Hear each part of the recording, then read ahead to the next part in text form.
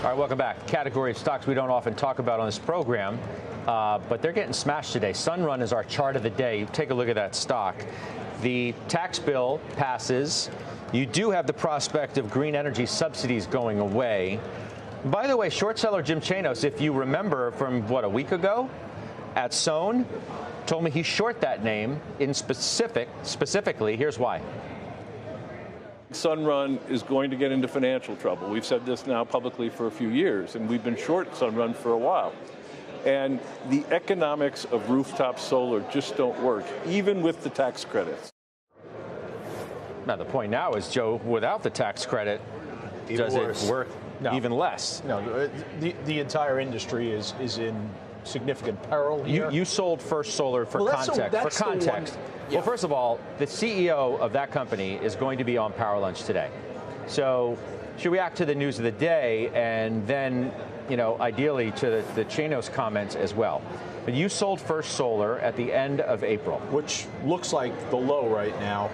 It was a position that was taken really for 90 days. It was established at the end of January, and then we got out of it at the end of April. In the industry itself, the solar industry, well, that's what happens with solar. In the solar industry, I think this is really the only name that you could own, because if you look at their balance sheet, it's a real balance sheet.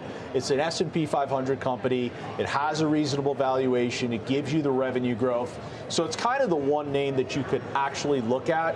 But I have to tell you, the stock in the 90 days didn't work well for us, and we moved on. First Solar is relatively unscathed today when you look at the other ones, because of the point Joe made. It's a stronger company, but also it's in the manufacturing side.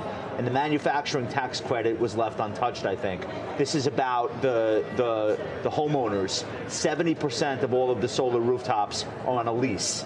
And so they basically took a hatchet and chopped that right out of the Inflation Reduction Act, and this is the result. So you don't want to be in these companies that are reliant on the people doing this for their rooftops and utilizing the lease plus the tax credit, because the whole world just changed. There are some defenders in the Senate who are talking about trying to maintain these, but I think more importantly, energy transition is really focused on natural gas now, Scott. So this renewable trade, if you're trying to think about energy transition and power demand, you need to be looking at You have to wait for Nancy Pelosi to buy one of these stocks, and then you'll know maybe there'll be some saving.